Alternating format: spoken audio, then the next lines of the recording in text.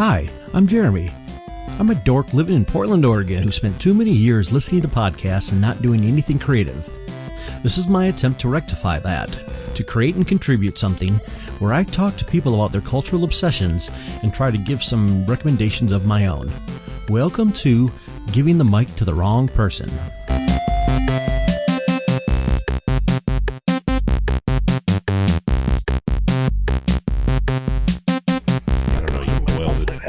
Julienne the carrots. Yeah, you boiled the chilies that you just de-seasoned. I could have really used that this morning.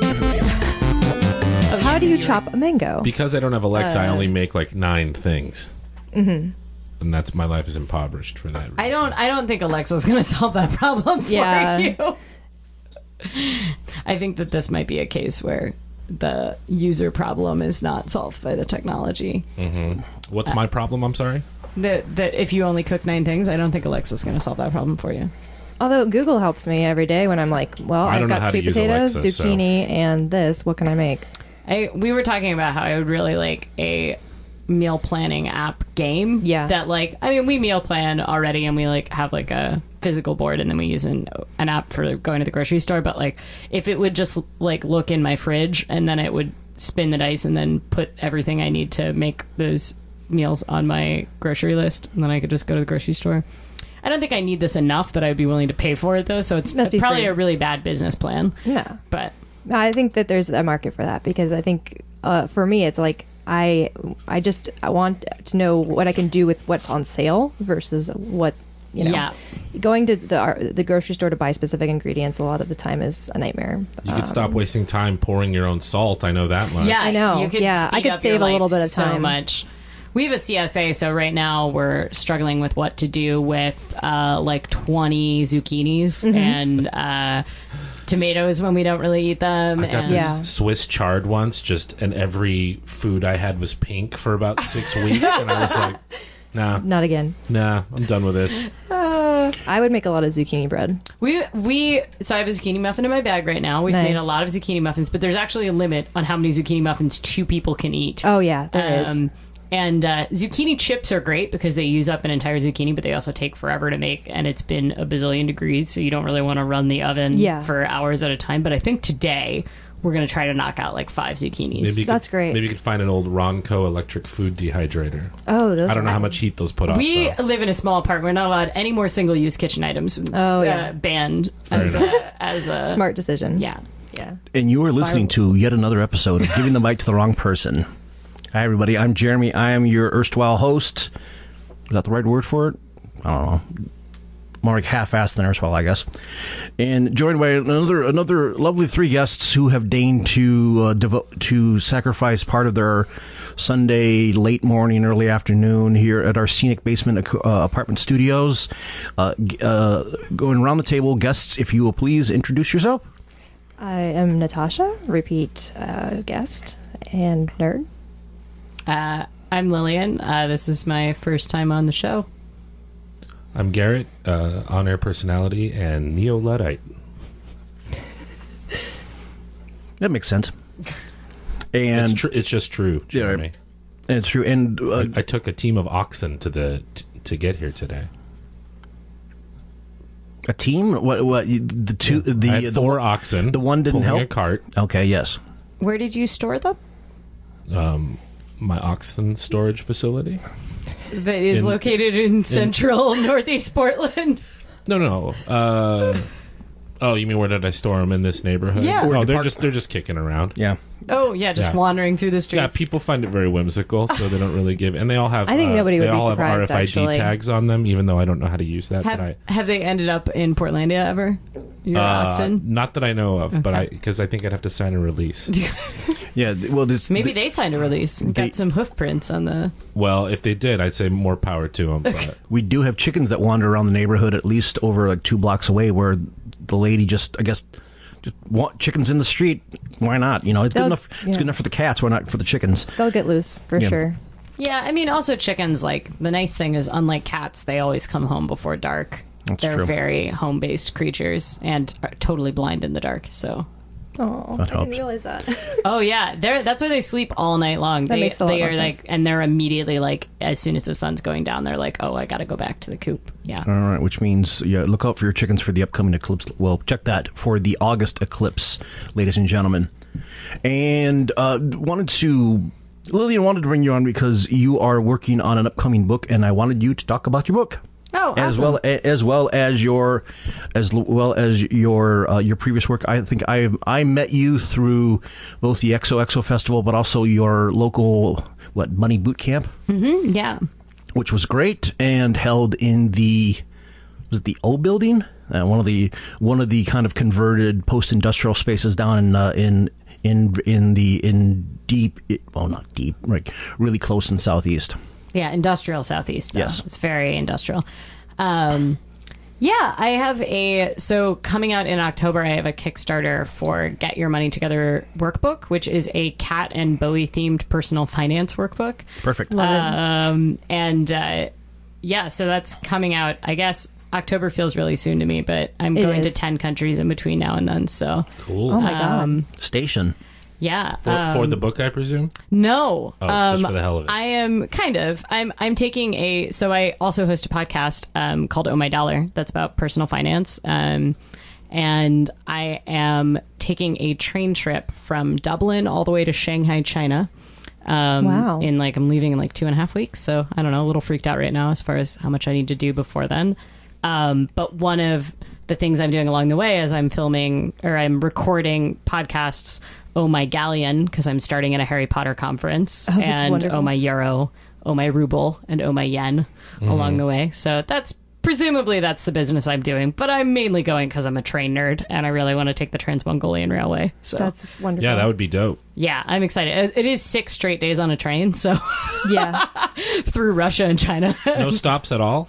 I am not taking any stops. Yeah, so it's straight through, which is going to be interesting. The longest straight through train trip I've done is New York to San Diego with a couple hour layover in Chicago. So it's 4 days. So 4 days, yeah, 6 wow. days is a lot longer. Yeah. It's the longest train trip in the world you can take. So Yeah, that's pretty cool, though. Yeah, I think that's awesome. yeah, I'm excited. I love about it. riding on a train. I don't know if I'd love riding on a train for 6 days, but We'll find out if never I do. know. You I think never I'm going know. to be very excited to see Beijing at the end of it. Yeah. But yeah, and I'm taking a ferry. So I'm starting in Dublin, which is just purely accidental. I'm at this Harry Potter conference. I'm taking a ferry, and then I have one bus in the middle, but the rest is by train.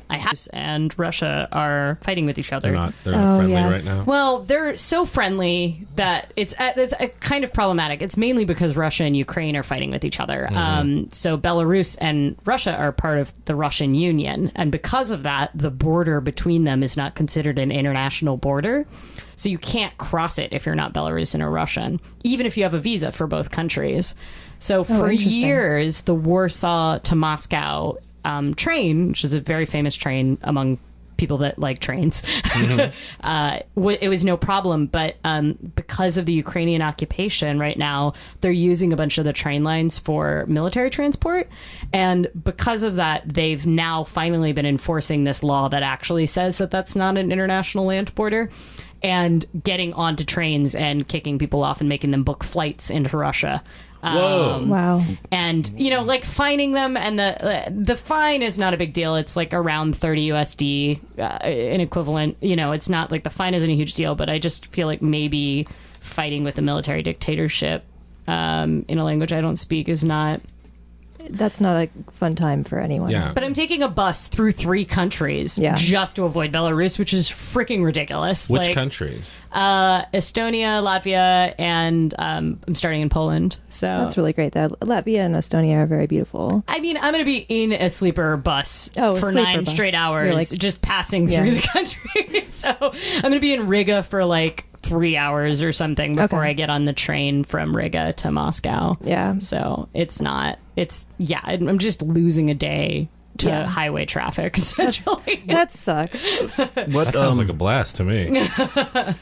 A slightly related question. What happens at a Harry Potter conference, much less an Irish Harry Potter conference? Well, so it's called LeakyCon, based on the Leaky Cauldron, and the website, leakycauldron.com, which was a massive, it was like one of the original Harry Potter fan communities. Yeah, my friend Melissa was the person who started it. Wonderful. And she runs a company called Mischief Management, which runs fan events. So she runs really big cons like Broadway Con and stuff, and one of them is LeakyCon. So it has a lot of kind of normal con elements where it's got like the vendors and artists, but also like major names from the Harry Potter fandom. So you know, the woman who plays Cho Chang and the woman that plays Luna Lovegood. They'll get the actresses and actors. Yeah. They come. And it's in Dublin this year because it's the 10th anniversary of the book coming out. So that's the last book coming out. So that's why they're doing it in Dublin, because it's like Hogwarts. And it's like way the frick out there. It's like not in Dublin because it's a massive con. So I'm teaching a workshop on the economics of Harry Potter called Harry Potter and the Order of Canes.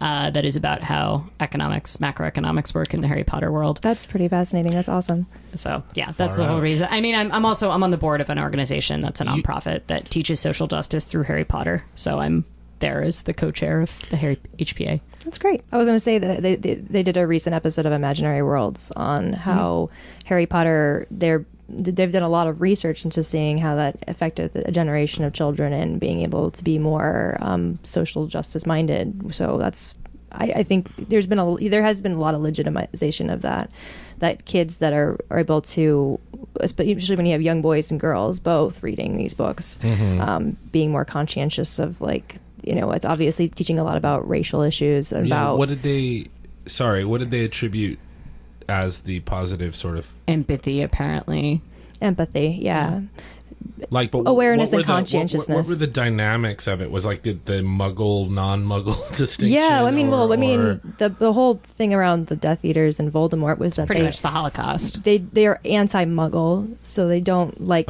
just human, right? Like they are magic, pure blood magic only, and they actually use the word pure blood within the text.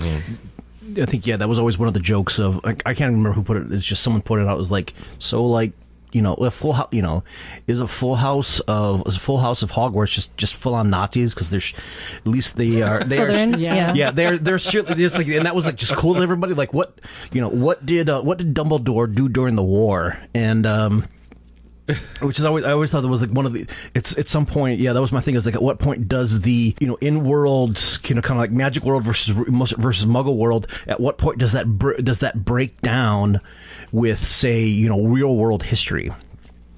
I mean, I think it maps really, really well. And you know, J.K. Rowling isn't perfect. I don't think the canon is a perfect allegory for historical racism, but I think especially the 6th and the 7th books do a very good job of showing what happens when you have casual implicit bias. So like purebloods and half-bloods, and this kind of general idea that there's these old houses that are all wizarding families and the lines are pure versus infiltrated by mudbloods. And I mean, it maps incredibly well to what happens when you have casual implicit bias combined with government control of media. Yeah.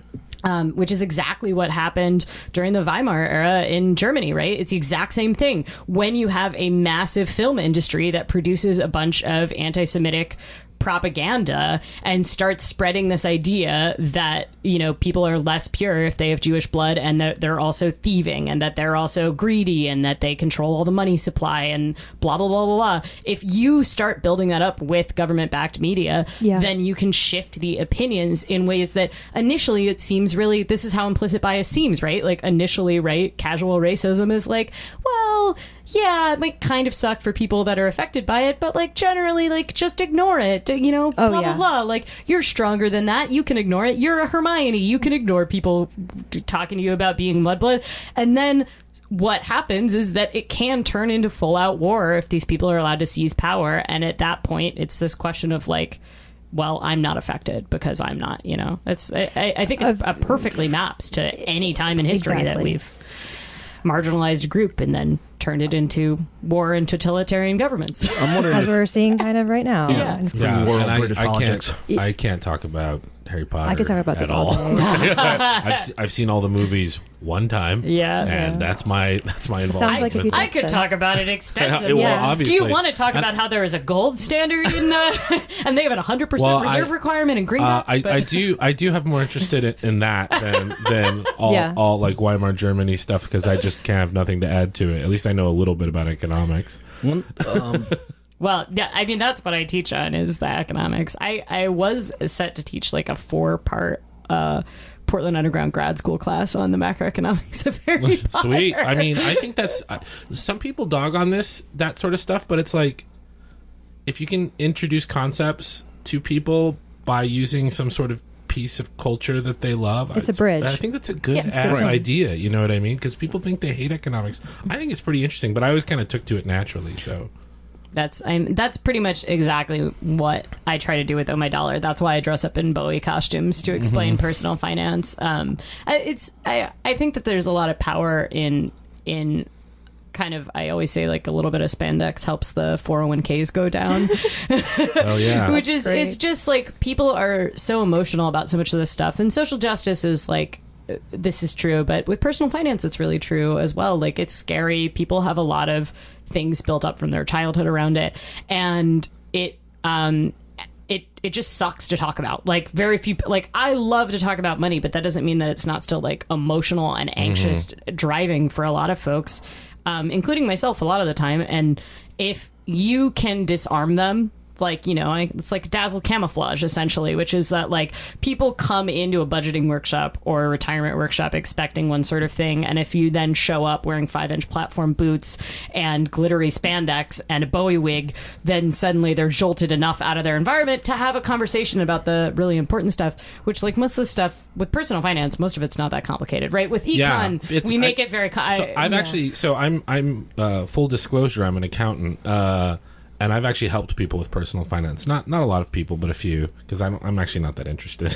I'm not like, well, I mean, I'm just not interested enough in it to do it as a business, but people always comment after I've helped them. They always comment with like, "This is actually a lot easier than I thought it was." And it's like, yeah, you're just scared of it. Yeah. You know what I mean? Like that was always my perspective. It's so just that's interesting. It's just terrifying. It's not that. I mean, it's not that complicated, and it's a massive industry designed to make it seem really complicated, so that it's jargon pay to make the problem go away. It is the most ridiculous as far as having a bunch of jargon that makes it sound like they're doing some sort of magic when it's like they're not at all. Like it's very easy to understand. What was So you're doing the Lord's work, is what I'm saying. Exactly. I'm trying in as much spandex as possible. Yeah, what was Foucault's term? Something like what the obscurantist terrorism or terrorism through obscure. God, I can't remember what he said. He referred to Derrida in a very similar way to that. He called him some sort of terrorist, but because like you can't understand what he's saying. Yeah, but that applies, yes, to any use of jargon in which the jargon is designed to enshrine a sort of unapproachable, unquestionable ideology, but the postmodernists were probably the in my opinion the biggest offenders.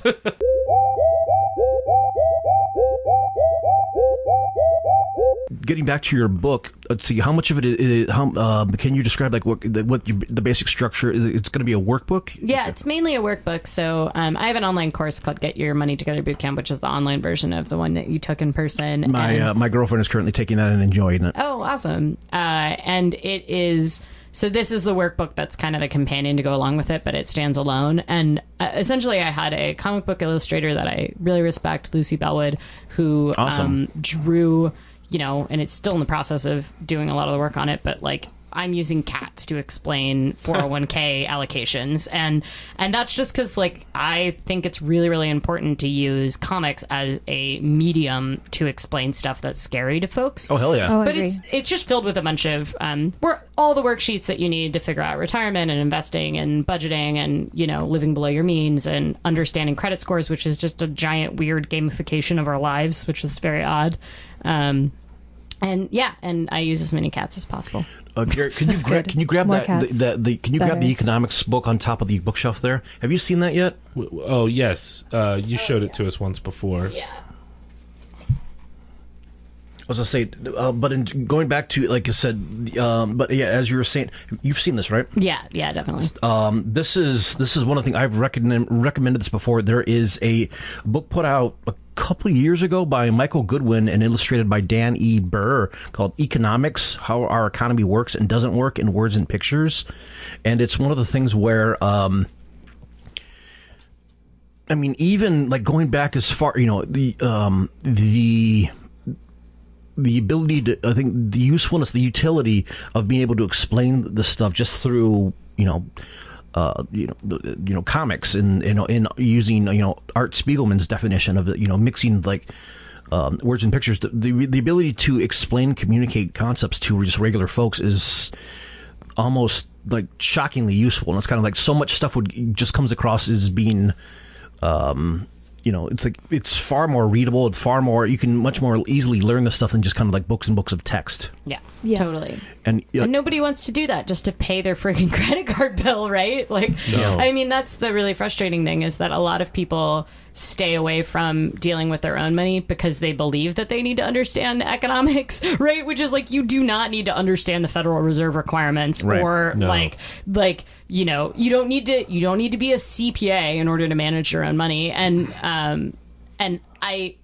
one of the reasons I think making it really accessible, some of the best compliments I've gotten, backhanded compliments I've gotten, has been like, well, you explain things too simply. And I'm like, but it really doesn't need to be. by whose like, definition? Yeah.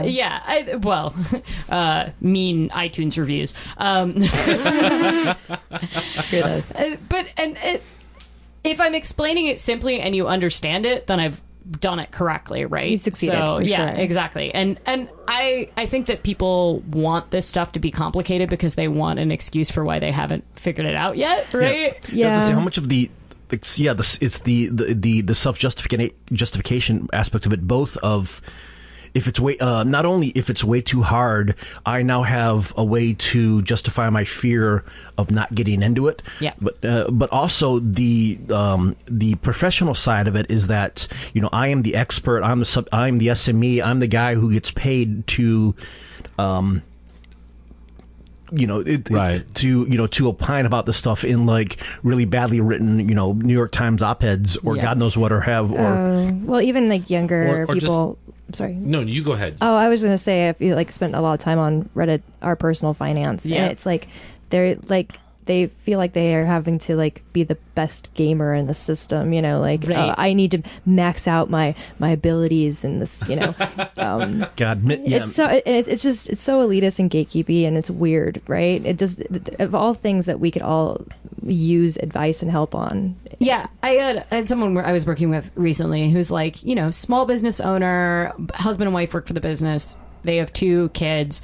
One of them has a PhD in computational mathematics, and the other has a master's degree from Columbia in computer science. Like, they are very smart, very clever people, and they're making decent money. They could be making a lot more if they worked for Google or something, but they're making 6 figures between the two of them. They're comfortable. And they were incredibly stressed out about their city thank you points. They were like, we have like 50K city thank you points, and like I'm too stressed out to figure out how to use them efficiently. Like, it's like $500 that we cash them out, but I'm pretty sure if we spend them on like hotels or restaurants or something, we could game the system. And I was like, if this is stressing you out, Get rid of it. just cash them out. Yeah, cash them out. Like, Yeah. you do not have to use these fake points that they made up for you in the Yeah. most efficient manner. And they gave them to you. It's like, Right. yeah. Well, they gave them to you, right? Like, they made up an entire ecosystem that Right. you now Yeah. feel like you're failing if you don't participate But that's in the most but that's my efficient way. point. Is like you didn't. Like, this is all based on the largesse of Citibank. It's the endowment effect in economics, right? Is that Well, I once don't you know. have- I don't know what that is. So the endowment effect in economics is this idea. It's this behavioral economics thing, which is that so this book, you've never had it before, but I give it to you, and now you want more for someone to buy it from you than you would have paid for it yourself. Yeah. And the endowment effect is it happens with parking all the time, right? So Absolutely. everybody is very, very upset about their free parking being taken away because they've always been given it for free. And so now they suddenly believe that they've been endowed that free parking despite the fact that it's a public resource. And so the idea that they would be charged for it, but they would never buy it on the open market for that price. Yeah, and it kicks in like the resentment and the entitlement. Yeah. Entitlement and endowment often can go hand in hand, or they don't necessarily have to. But I value things that I never would have, that I've been given as gifts that I never would have bought for myself. But now I'm like, oh, I'm not going to part with that unless I can get XYZ amount of dollars for it. Yeah, I think there's one thing that's worth examining. Probably like a full episode other time, but it's the culture and kind of the idea of. Or what instills the obsession that of needing to effectively min-max and make as efficient and as productive as possible, like every single system in every single group of stats, or your own accountancy, like in your life, rather than even if it's an immaterial. Just extra bonus system that's kind of tossed in there that, now I don't have this extra thing, is like, not only do I need to use it well, but it's like at some point it's not just using it well, it is the massive anxiety that you are not using it. You're not, again, it's like, my character stats are not min-maxed enough to the point where I'm not using this enough. Right. Yeah. Yeah, I mean, I think that the obsession with efficiency, I think, is some way driven by the American condition, right? Like, right. I'm not entirely positive that all humans are as driven to do this as folks that grew up with, like, a Protestant work ethic. Right, yeah, that's an excellent point. Very good point. That's an excellent point, because it's almost like we have this notion that, like by spending your credit card points well, you're winning. Right. And it's like, what have you won? You know what I mean? It's like you had all this anxiety about it. You had like, what did that? I don't know. So this is, I don't want to dive too deep into the credit system because I don't think that's the best conversation, but I'm personally fine with it. But. Credit systems are totally different in all countries, right? Like, and the U.S. credit system was actually, believe it or not, invented to try to prevent discrimination in lending, which is kind of hilarious that in the is way that really it ironic. but previously, essentially, there was no credit score and there was no centralized database, and it would be your neighborhood banker who can look up any information about you, and it was all private what they could use, and so they might know if you cheated on your wife and what church you went to, and if you were behind on your bar tab. I mean, any number of pieces of information they could use, and primarily, are you a white Anglo-Saxon male? And women couldn't, until the 1970s, they couldn't even have a credit card on their own. If you wanted to go buy a vacuum cleaner at the store, your husband would get called. And the credit system in the U.S. is you start with nothing and then you work your way up, right? And there's different kind of tops depending on one of the three credit bureaus. But in Germany and a lot of other countries that have credit systems similar, you start with good and then you get points taken off if you pay late and blah, blah, blah, and if you acquire debt. And I think that at the core, the way that we've ended up structuring our credit system speaks very highly to like our obsession with efficiency and maxing out, because this belief that there's this higher point that you can get to if you just do things right, which is extra funny because like getting from the 850 system, getting from like an 840 to an 850 is way harder than getting from like a 650 to a 750. At some point it connects up a lot with like gamification, and because video games are effectively us interacting with a series of systems. It's kind of a series of rules. Yeah, of like how like your character in Warcraft, it's a lot harder to go from like level 70 to level 80 or whatever. God, I never actually spent too much time. It's up to 110 now. I know. That's what I'm playing. Very important. Yeah, it's like at one point, the leveling effect. I can't. I think logarithmic or exponential, one of the two. But it's But it's something like. But it goes back in terms of like obsession with efficiency.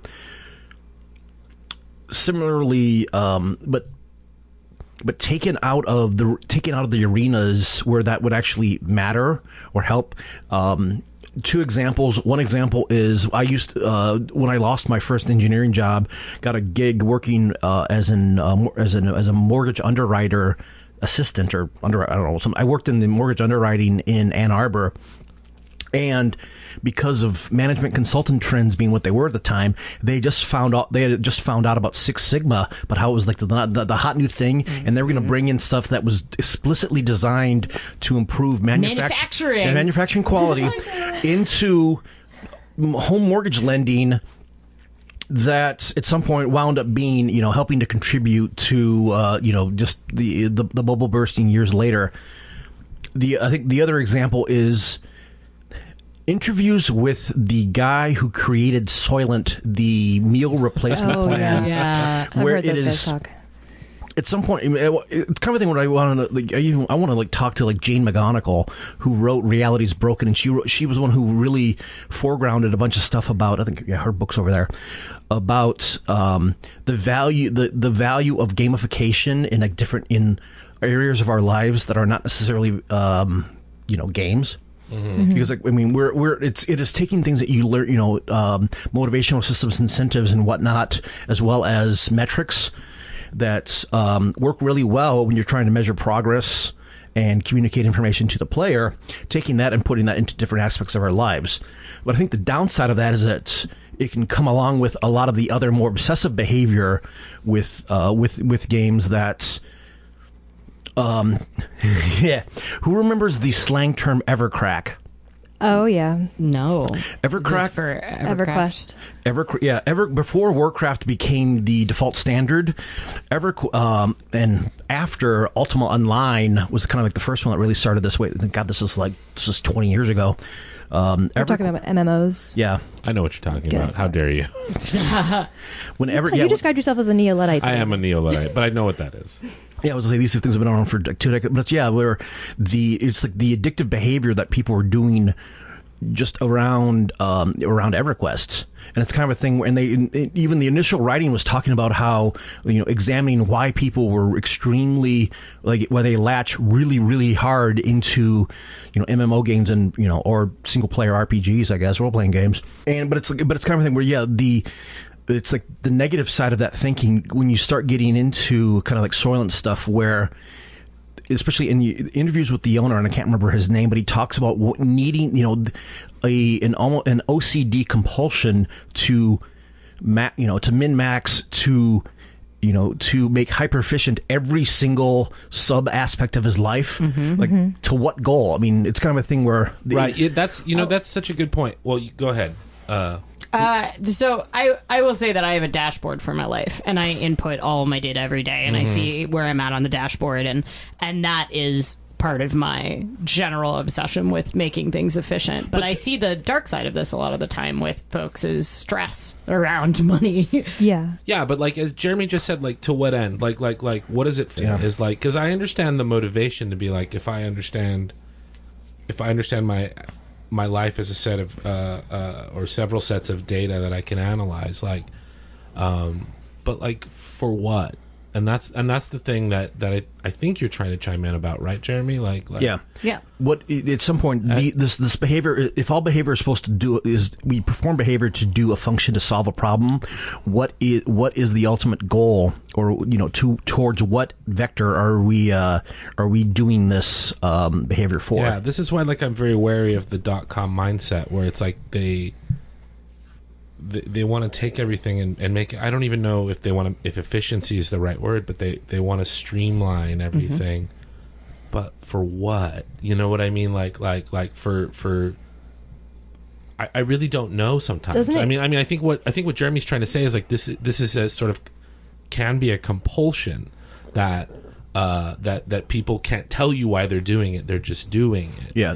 I mean, that's good gamification, right? So that's one of the, for example, I have a 660-day streak on Duolingo or something. Okay. And that is because they introduced the concept of a streak to me, and now I can't stop, right? Yeah. So stuff taken straight out of Call of Duty. This is a basic gamification concept, right? Where you get rewarded by certain kind of behaviors, and the whole notion of gamification is new to me, and the past I'm half happy hour. to. So this is the thing. This is what I give a lot of my talks on. I actually just gave a talk on doing this and teaching personal finance last week. But one of the reasons that it's so motivating for Duolingo is, right, like there is a why behind it. Theoretically, like I want to keep up to date on my German, and I want to make sure that I don't lose my German. I will know German at the end of it. Yeah, well, and then, like, for me, I also don't think that, unfortunately, playing online games is not enough to make you fluent in German, but since I used to live there, it's sort of this, I don't want to lose it, right? And so this regular small interaction each day, there is no way I would have practiced German every single freaking day without missing a day for the past 2 years. And then, by the way, I had like a 500-day streak before then, and I lost it when I was in Iceland. I used Duolingo, and I thought it was pretty fun, but I only used it for about 2 months. But it's this loss of right. This is basic behavioral econ, which is loss aversion, which is this idea that once I've got this 600-day streak, I can't lose it. And we're so afraid of losing things that we didn't know that we valued before. And because of that, like I'm probably going to lose it when I'm in Russia on this train trip, and I'm terrified. Yeah, but I think you get to it, but it is at least doing the Duolingo stuff. It serves a purpose, like ultimately to be better at paring everything down, building a structure, gamifying everything, measuring everything, making everything more efficient is a tactic, I guess. It's a means of getting to an end. It in itself is not the goal in and of itself. Right. Yeah. And that ends up being a lot of what I have to have conversations with people about, because I design games for ridiculous things all the time. Like one of the events that I led for years was called Raiders of the Lost Archives, and we made a game that was essentially glorifying data entry, and people would fly in from other countries to stay up for 24 hours straight competing to do data entry for the library I worked for. And this was literally just like, how do we catalog these zines? And we turned it into a game. We had like a Yeti in the forest, and like as you cataloged, things in the forest would change based on the type of things you cataloged. And because of that, we started cracking through our backlog of 30. There is no way volunteers would have volunteered to stay up all night in a warehouse eating crappy pizza, like just doing data entry. That's all they were doing for 24 hours straight, and it was only because of the creation of a game. But one of the reasons why I think gamification is very terrifying in a lot of ways is that we humans are very addicted and very rewarded by certain types of behavior. Skinner box. We've been working really, really hard to understand the inner workings of the mind and what works in games for years. And that's why when you go into a casino, you can never leave. Yeah. Right? Yeah. And that's because like those lights have been optimized to keep you at the slot machine, and there's no clocks on the wall, and all of those things are part of the elements of gamification. What you're saying to me right now is terrifying, and maybe that's why I don't play video games, like subconsciously. It's like I don't like the notion that people are using this this knowledge of how human brains work and how we engage in games. Like a lot of like we have, game theory is about like how normal human interactions can be analyzed as games. Yeah. That is terrifying to me. Like what you're talking about is terrifying. I mean, but it's also we've been doing it since way before we had the words for it, right? Like that's basic sales tactics, right? You draw on emotions, you draw on competition, like all of these basic human emotions. It's just that we're getting better and better at explaining it. I guess I'm concerned about who has the power to have that effect. We all have the power. That's what I love about gamification, though. If you understand it, you have the power to turn anything into a game. My birthday party, I had like 50 people run around the metro area competing on the transit system to go to the most transit centers. We turned it into a massive spy-themed game. For what end? I don't know. I wanted people to ride China all day. No, that sounds amazing. So like we've got so like my concern is like we've got problems like. Well, I mean, the biggest one I can think of is global warming, and it's like, how do we, like, no one's gamifying that, you know what I mean? Some people are trying. Well, I understand that, but, like, I'm concerned about, like, we're gamifying, like, how we maximize how much work we get done in a day, or are we spending enough time with our children or whatever, and we're not asking the question about, like how should the world be structured? It's like not what game should we be playing. I don't know. This freaks me out. That's all I'm saying. Well, I think gamification is just a matter of just a tactic, whereas I think what you're talking about is prioritizing the goal of what you are using this tactic to work towards. Yeah, I'm asking a more basic, like, philosophical question, like, what does the good society look like? And if gamification is just how just a way to get there. A large component about how humans behave, fine, so be it.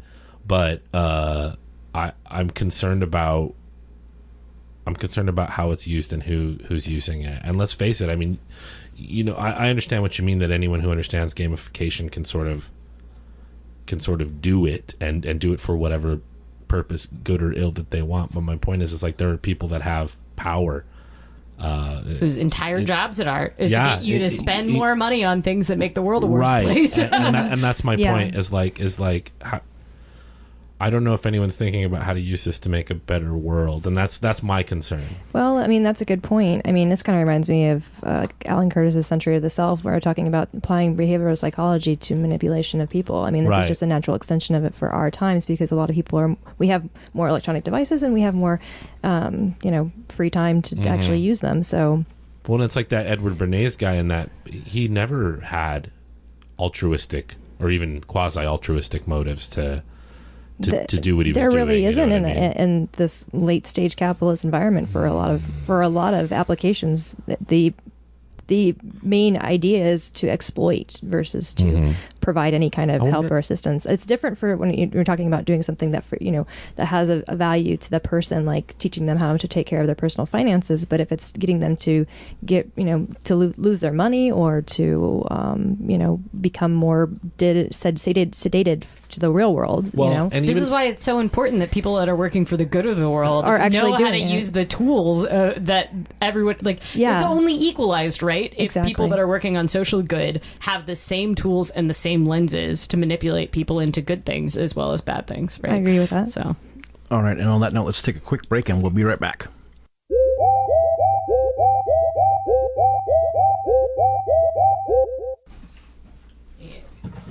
They don't drug test at my work because they know that it's Oregon and a nonprofit. A quarter or more would be like, well, we don't have any workforce.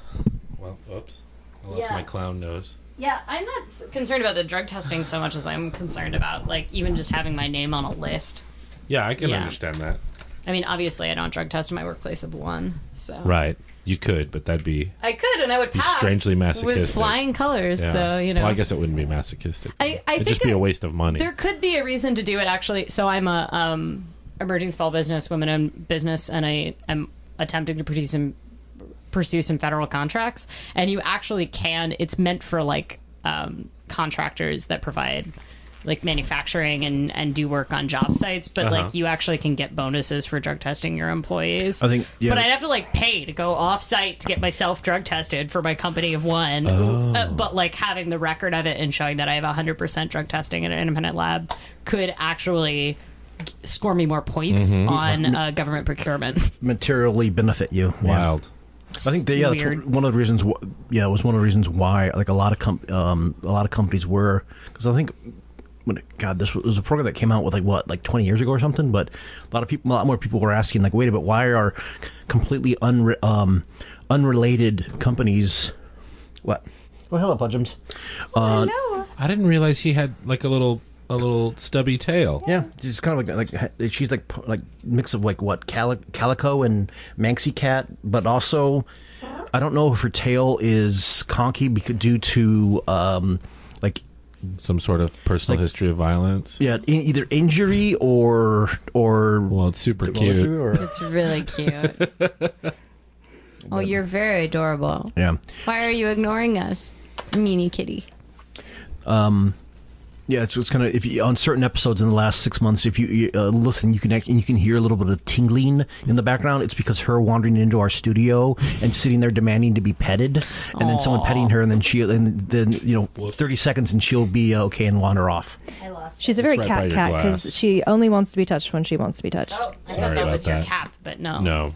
My cat is just. I have a test for whenever I adopt a cat. I go, you have to have the floppy cat test. If the cat doesn't flop, then don't get it. When you get close to it? No, you pick him up and you actually literally flop them like they're a noodle, you know? Yeah. And yeah, if they stay tense. if they won't demand to be put down, all that kind of stuff. My dear sweet boy bandit would have stayed tense, but we got our cat because she crawled on Aaron's shoulders. She was still a kitten, and she just like immediately crawled up on his shoulders, and then tried to climb on his jacket, which was like hanging from a peg on the wall, and maybe would have supported his weight. But yeah, she's adorable. Aww. And does like to climb up things. So I like climbing cats. Those are kind of neat because did they still sit on the shoulders? She's less of a shoulder cat now. She's still really small. She's a full grown cat, but she's only like 8 pounds. So wow. She my cat's twice as big. Yeah, I mean, the cat I grew up with was 25 pounds. So occasionally I'm like, where is the cat? Yeah.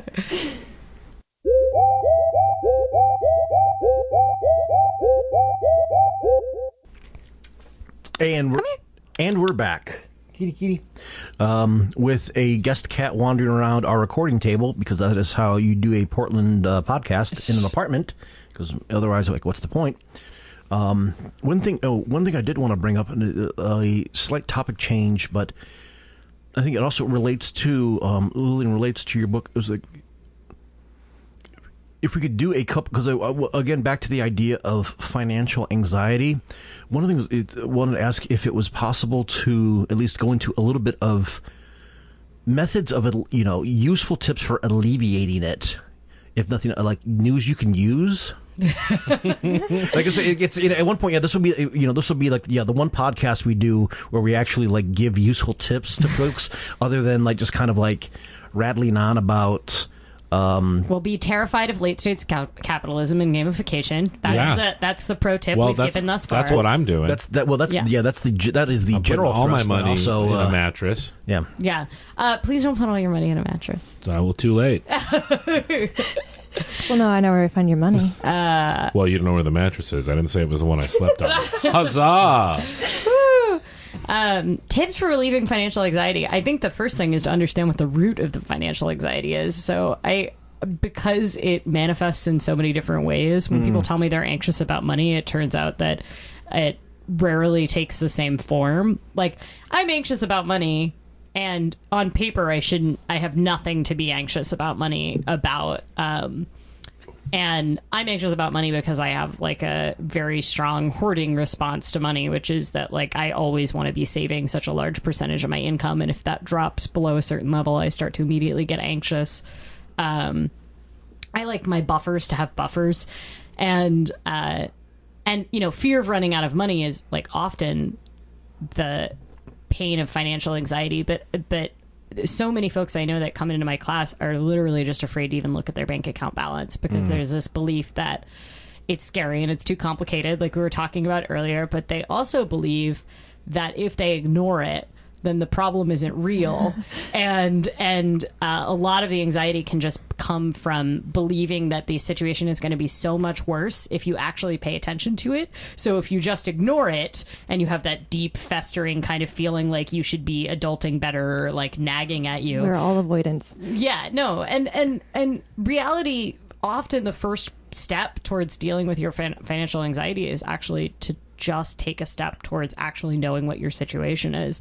So many folks I know that come into my class, net worth, it sounds like a complicated term. It's not actually that complicated. It's what you have minus what you owe. And a lot of people don't know their net worth, or they're so scared of it because it's negative because they have student loans or credit cards. I feel like net worth and what is actually in your checking account and what your basic expenses are is such the first step, because you can't really do a lot without that information.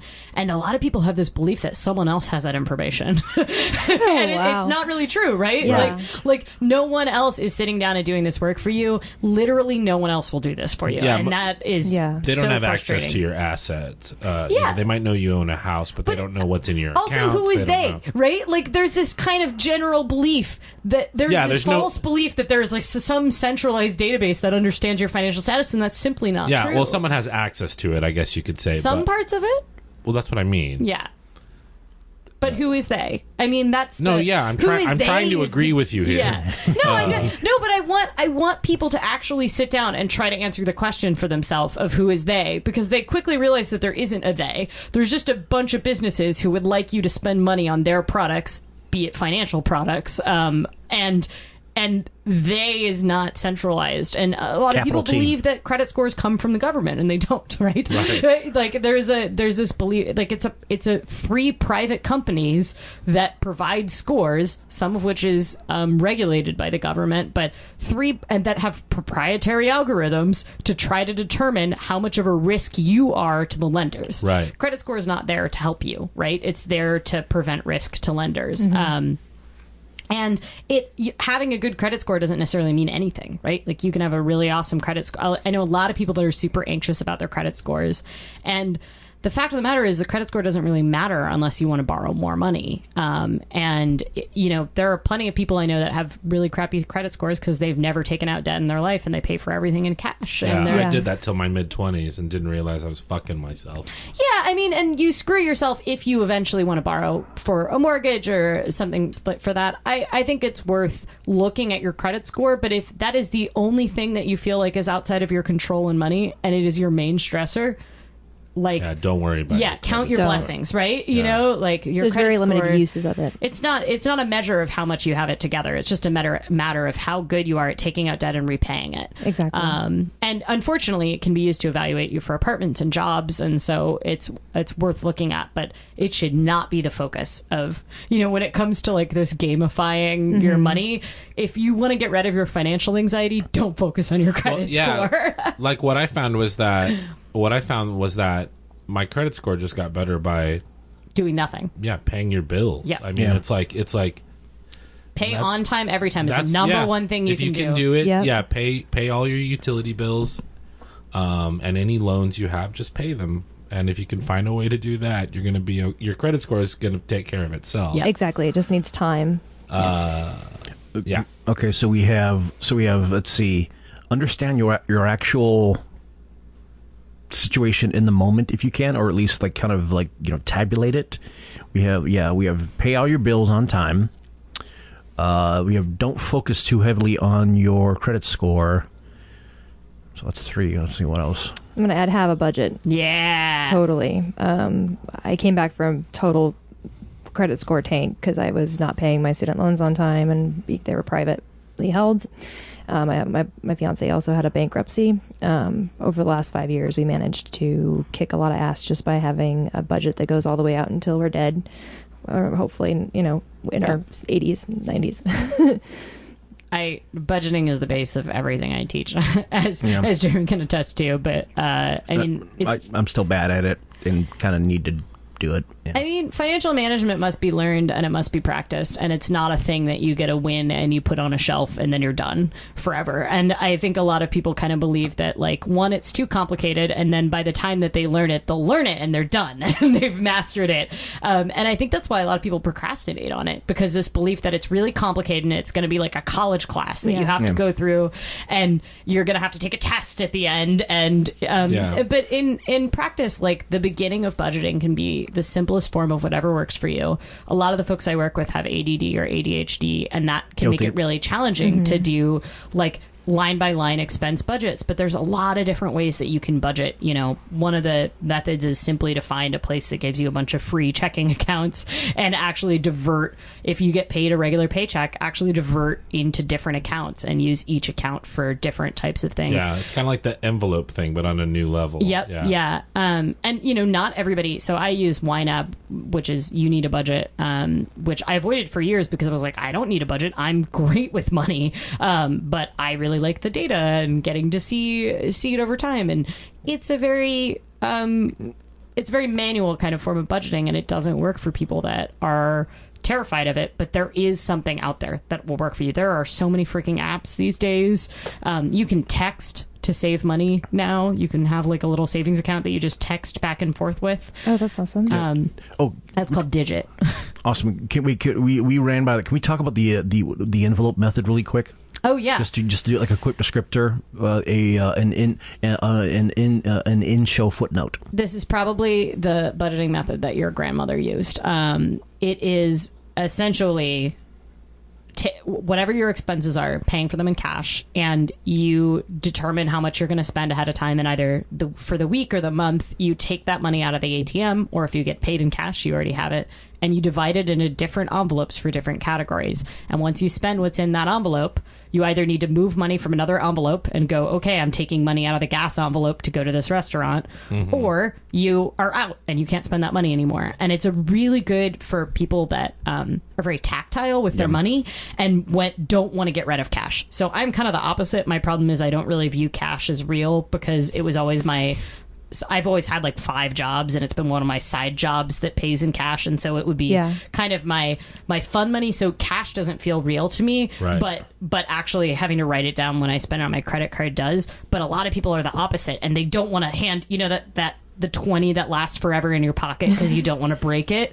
People that are that way are freaking fabulous on the envelope method, and that's because once it's gone, it feels really gone. My granddad, it was literally one of his rules of life was never have less than $20 in your wallet at any time. And it was because of, he just saw, for his mind, it was like, you never know what opportunity is going to rise where you need $20, and that could have, that could have taken care of that opportunity.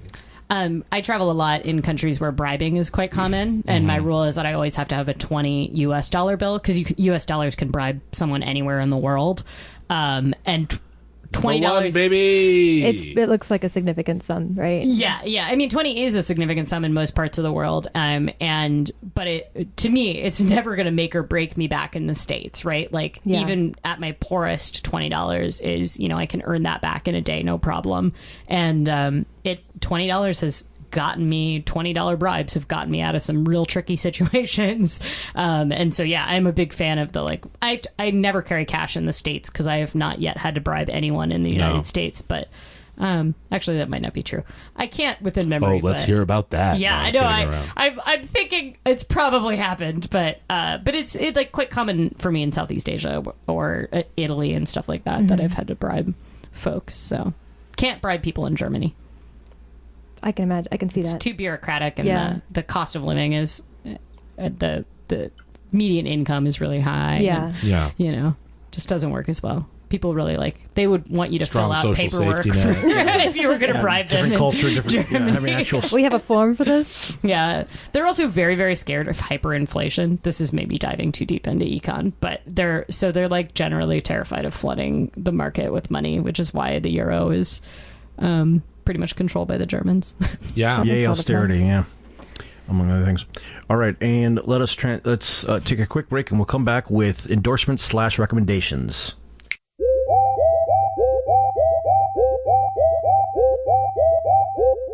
I'll go first really quick. The band, multiracial, multigender, multilingual, kind of post-hardcore punk band out of Providence, Rhode Island. Hi, I'm Jeremy. I'm a dork living in Portland, Oregon, who spent too many years listening to podcasts and not doing anything creative. This is my attempt to rectify that, to create and contribute something where I talk to people about their cultural obsessions and try to give some recommendations of my own. Welcome to Giving the Mic to the Wrong Person.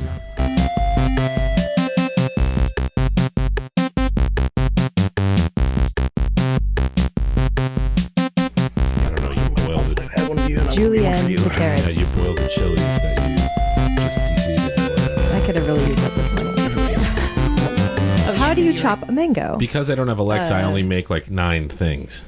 And that's, my life is impoverished for that reason. I don't think Alexa's going to solve that problem for you. I think that this might be a case where the user problem is not solved by the technology. What's my problem? I'm sorry? That if you only cook 9 things, I don't think Alexa's going to solve that problem for you. Although Google helps me every day when I'm like, well, I've got sweet potatoes, Alexa, zucchini, and this. What can I make? We were talking about how I would really like a meal planning app game. Yeah. That we meal plan already, and we have a physical board, and then we use an app for going to the grocery store. But if it would just look in my fridge, and then it would spin the dice and then put everything I need to make those meals on my grocery list, and then I could just go to the grocery store. I don't think I need this enough that I'd be willing to pay for it, though, so it's probably a really bad business plan. No. But I think that there's a market for that, because I think for me it's like I want to know what I can do with what's on sale versus what, going to the grocery store to buy specific ingredients a lot of the time is a nightmare. You could stop wasting time pouring your own salt. I know that much. Yeah, I know. You could I could save a little bit of time. So much. We have a CSA, so right now we're struggling with what to do with like 20 zucchinis and tomatoes when we don't really eat them. I got this Swiss chard once, and every food I had was pink for about 6 weeks, and I was like, nah. Not again. Nah, I'm done with this. I would make a lot of zucchini bread. So I have a zucchini muffin in my bag right now. We've made a lot of zucchini muffins, but there's actually a limit on how many zucchini muffins 2 people can eat. Oh, yeah, there is. And zucchini chips are great because they use up an entire zucchini, but they also take forever to make, and it's been a bazillion degrees, so you don't really want to run the oven for hours at a time. But I think today we're going to try to knock out like 5 zucchinis. That's great. Maybe you could find an old Ronco electric food dehydrator. Oh, I don't know how much heat those put off. We live in a small apartment. We're not allowed any more single-use kitchen items. It's, banned as a smart decision. Yeah. And you are listening to yet another episode of Giving the Mic to the Wrong Person. Hi, everybody. I'm Jeremy. I am your erstwhile host. Is that the right word for it? I don't know. More like half-assed than erstwhile, I guess. And joined by another lovely 3 guests who have deigned to sacrifice part of their Sunday late morning, early afternoon here at our scenic basement apartment studios. Going around the table, guests, if you will please introduce yourself. I am Natasha, repeat guest and nerd. I'm Lillian. This is my first time on the show. I'm Garrett, on-air personality and neo-Luddite. That makes sense. And it's just true, Jeremy. And it's true. And I took a team of oxen to get here today. A team? What? The two? I had 4 oxen. The one didn't pulling help. A cart. Okay. Yes. Where did you store them? My oxen storage facility. That is located in central northeast Portland. Challenging book, so I'm really excited to try to get the rest of the way through it, but I feel like it's going to be very emotionally painful at the end of it. Anyway, in the interest of brevity, I'm going to stop now. No, check out those things. It's a good bridge, because I was going to say that I signed up for the Patreon for Champagne Sharks after hearing it last week, and it's by Twitter user Ricky Rawls. He just goes by T on the show. His secret, subscriber only episodes were worth the $5 a month subscription completely. But my favorite part was going backwards through the episodes, because that's usually how I roll. And then you get back to the very beginning, and it's basically him monologuing a lot of it. And one of my favorite things about, one of his first episodes is basically this delightful rundown of why he hates Hamilton, and how Hamilton is very similar to in its philosophy to The West Wing, because of Lin-Manuel Miranda's obsession with the show. And so the Sorkinism aspect of it, neoliberalism, and he even relates it to Get Out, which I thought was a really interesting take from a meta level. So yeah, if you want to start somewhere, start there. That's a really great podcast to get into. So can you give a bit of a pitch of what Champagne Sharks is, who Ricky Rawls or who T actually is? I don't know much about him as a person. He just keeps pretty anonymous online, but he's basically talking about modern day Black issues from the lens of, how some of the failures of the larger media and elite class to really address the actual issues within the Black community, and how some of that is also kind of assuaged through media, in the sense that we have all these representation, but the representation is not actually, from his perspective, indicative of Black culture, and also the struggles that the community continues to face. So it's very enlightening in that sense. It's sort of one of those things where it's like, it's not made for you, it teaches you a little bit more about how to be a good ally, in the sense that there are things that you shouldn't be fighting for. Just because you fight for representation within the media that you enjoy doesn't mean you're actually doing any positive labor or value to that community and that need. So it's a really, really enlightening podcast in that sense. And then my only other recommendation is this is going to be kind of silly, but a nerd moment here. I'm playing a Pathfinder campaign. For those of you not familiar, it's a version of D&D. It's like D&D 3.5, basically. It's an open source RPG game, and I'm going to recommend the campaign because we just finished the second book. It's the Way of the Wicked campaign by Fire Mountain Games. It's available through Paizo, which is the company that produces Pathfinder content. Sounds pretty metal. It is the only licensed evil campaign for Pathfinder, and so if you're not familiar with it, playing evil campaigns in any kind of RPG with a group of people is incredibly difficult because most of the time when you're evil, you just want to kill everybody. Well, this game actually has mechanics within it so that you have to work together. You're bound into service underneath this admiral. But anyway, the way I'm recommending it is because I just spent the last year of my life in real time and in game time defending a fortress, and at the very end of it, I get to resurrect a zombie dragon and all sorts of things, and it's just the most metal thing I've ever played. It's definitely like playing the sword video or something like that. Yeah. I just got this beautiful mental image of you in front of a fortress, because you said in real time, and then I was like, oh, does this mean she really has a fortress in her backyard in Portland? If I could have one, I probably bring my would. oxen over there, and we would just chill and be evil. Mm-hmm. Yep. And I would play kick-ass electric guitar. I need it. Actually, I'm not that great a lead guitar player, so. But maybe if you had a fortress behind you. Right, maybe Everybody if I was that inspired. Yep. Yeah. I don't know. My recommendations are pretty weak. I just was going through everything that I'm consuming right now and realized almost all of them are 20-year-old television shows. Go for it. That's great. We just had an episode about teen drama from the 90s. Yeah. So. I know. I listened to that one. It's very exciting. I'm always excited to talk about Buffy the Vampire Slayer. So the thing I'm watching right now is Sex and the City for the first time, which was on television 19 years ago, which is mildly terrifying. Yeah, I watched it as a teenager with my mom. Yeah, and the main thing that I'm taking away from it right now is that her finances make no sense. Absolutely It's just full of white people. Yeah. I haven't seen a person of color in like a whole season. You won't until there's like that weird episode where Samantha dates a black guy and basically has all of the horrible problems that go along with that, being the white elitist, maniac that she is. So, oh man, yeah. I don't know. It's There's not like a good-looking Italian model every here and there. Oh, there probably That are one of them quite a dates few or of those, something. and definitely there's I've a French only- guy.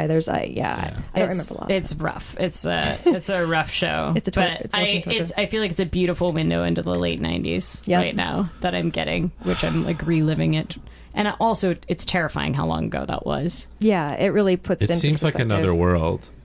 Yeah, well, they just got cell phones. Like, I'm on the second season, and people are getting cell phones now. When I see movies from that era, they have their own look now to me. Like, you know what I mean? Well, and the single camera comedy is totally of that era. I did not realize how much that is a hallmark of 90s shows. Oh, yeah. I guess I didn't either. Yeah, but now because I didn't have a TV growing up, so I am watching all the stuff I was supposed to watch like 20 years ago. And realizing how awful it was. Well, and so I'm watching lots of stuff from the 90s right now, and I'm going, oh, this is even just the style. And also, hilariously, it all is formatted to fit your TV. And like, I had forgotten how much we're used to widescreen now. 4:3. Yep. Yeah. So I keep feeling like I'm Eyes missing wide half the shut. screen. That's all I have to say about that. Yeah. All right, and last thing, if you haven't read it yet, read Master and Margherita by Mikhail Bulgokov. That is a great book. Which I call it magical realism / satire of mid-century Soviet Moscow, where it's effectively it is sympathy for the devil set in Stalinist Moscow, where the devil actually shows up in Moscow and makes fun of people, and it cuts back and forth, I think, between ancient Jerusalem and kind of like effectively post-war Moscow, or actually, I think I would pre-war at the second time. that. That's awesome. So anyway, and we're short in time, but I think we should talk about your book.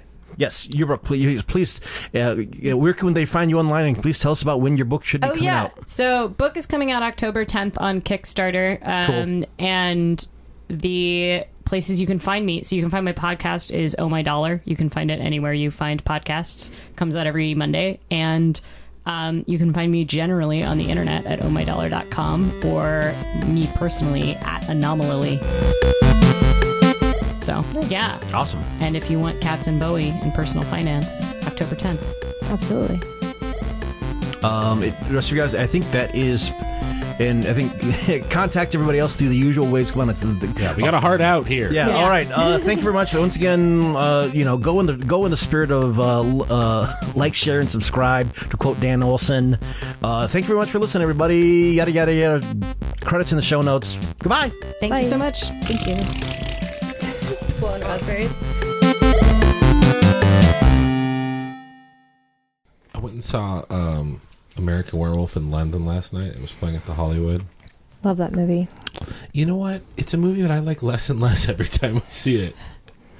It just kind of loses its magic after a while.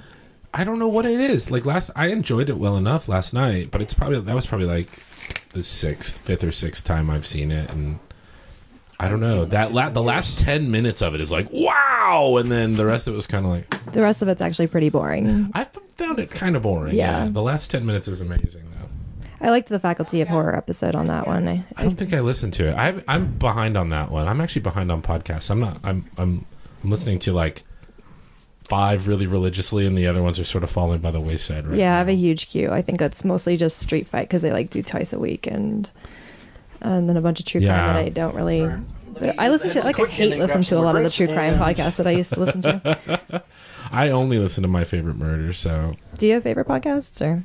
I have a lot of favorite podcasts. I don't listen to many conversational podcasts. A lot of the ones I listen to are like pretty highly edited. Mm-hmm. The one I've been really into lately is called The Pitch, which is a Gimlet podcast, and it is Shark Tank but on the radio, pretty much. Hilarious. But then what I like is that they come back to the founders, whether or not they got funded, like 6 months to a year later, and follow up with them and be like, how did the funding go? Blah, blah, blah. And it's really interesting because it's fun to dissect other people's pitches, when you have no stake in the game. The Schadenfreude. Yeah, is there. exactly. Yeah. And you're like, oh, they used the wrong rhetorical way to answer that question. But yeah, no, I've been enjoying listening to that, but it might just be cathartic because I'm a business owner. So, yeah, it's nice who is not raising VC funding, thank God. So, yeah, that's a nightmare. Speaking of VC funding, McKendry, friend of the show, my special lady, sent me a thing for a thing called, I think it was called Smalt. What is that? It is the stupidest thing I've ever seen. Well, the name already is pretty disturbing. Meet Smalt, the world's first interactive centerpiece that enhance your dining experience. This takes the candle from Juicero and runs to another planet. How can you top that, though? It is $500 machine that squeezes a juice She sent me a thing, and she said, watch the video, and I watched the video. Features a built-in mood light to set the ambience, a Bluetooth speaker that delivers a crisp and powerful sound, and it's a smart salt dispenser. Shake, pinch, or pour, all using your smartphone. I thought, okay, when's the joke going to happen? And maybe it is a joke. Maybe I'll look like an asshole one day soon. But this is a centerpiece. You put it in your table. Oh, boy. And it spits out salt for you. No. But it also, lights up. No way. Let Smalt be the conversation piece of your dinner party. Is it VC funded, or was this like a Kickstarter? I can only imagine that it's VC funded, but who knows? It was it's the stupidest. Okay, so is there some kind of internet connected bullshit that senses that you need salt now? Smalt comes with Amazon Alexa integration for the times you need an extra hand. Simply say, Alexa, dispense half a teaspoon of salt. Is it for people that have trouble getting enough sodium? You can also track and monitor your sodium with the Smalt app. I only watched the video. Are we asking too much of this device? Yeah, I think it's an inevitability too many questions. Yeah. I just watched the video and went, what on earth? Where's the joke gonna come in? So it is an app. I think you have to tell your phone to tell the machine that you want more salt. Pair your phone with Smalt. There's nothing easier in the world than pouring your own salt. This is not a problem that I feel like the market needs to solve. It's a real thing. Open your Smalt app and simply pinch the screen or shake your phone to dispense salt. After all, Smalt is a smart salt dispenser. No! No. Smalt, the smart home device that elevates your dining experience. Which is like, yeah, The world's first interactive The video is amazing. It is one of the... It's a conversation starter. Engage all your senses with Smalt, the world's first interactive centerpiece.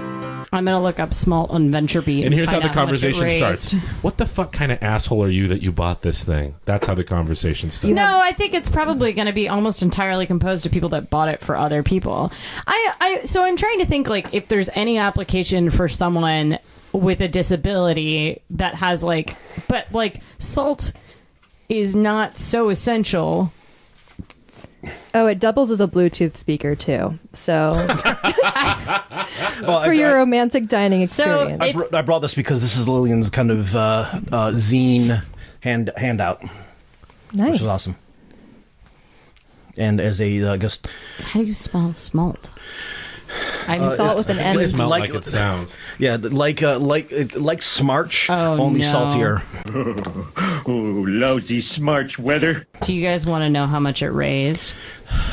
Do you really want to Yeah, I want to Yeah. know. 5.6 million. That is completely accurate. Did you know that already? No. That is literally exactly how much their first round was 5.6. 5.6 million? That's a crazy amount. That's no. It's like it's more. Guys. It's more than a video game, yet not quite. This is a thing. It's funded by Amazon, Of course, it is. Of course it is. and it's the Alexa fund. It talks to Alexa. So it yeah. might. I feel really ill now. I mean, I also love Alexa. We have 2 in our house. We live in a very small apartment, and we still have 2 Alexas.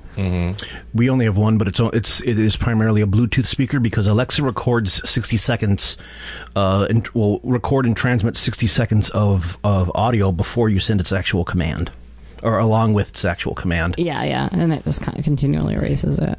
I'm not a gadget person, so I don't. My partner, all of our lights are internet connected because he has a problem. So Yeah, I have a housemate that does that. yeah, like so we literally have. I can't. If the internet is out in our house, I cannot control my lights. Which Oh is my God. mildly problematic. 21st century problem. Yeah, I mean it's really ridiculous. But because of that, we have like 30 plus light bulbs in our house. It's unreasonable. I had no part in the purchasing or acquiring of any of these, but because of that, it's nice because I can tell Alexa to do different things with the lights. Yeah, sure. And I can see, like, this is not a criticism. I can see how some people would really get some sort of benefit in their life from that sort of thing, but it's just not. It was never something I would Not have something I take an interest purchased in. on my own. That's for sure. Also, I like being able to walk in and be like, Alexa, tell me the news, and then she just plays me the top of the news hour from NPR. Oh, wow. And I have to like wait till the hour on OPB or whatever. So yeah, I kind of like, I don't know. I think I'd be sold on that. I'm not too much of a gadget person, but it's kind of like that dream of the future that they had in the 50s and 60s where you could talk to your house and the house will respond to you. Underwater bubble cities. We don't have that yet. But She does a lot of kitchen conversions for me too. Oh, that's great. Like so, like 'Cause yeah, those would need to be hands-free if you're... yeah. I mean, If you're in the I kitchen. pretty much use her See, that- exclusively while cooking. that would be great. Like, because I hate flipping through like a screen when I'm trying. Like it would be so awesome to be like, what's next?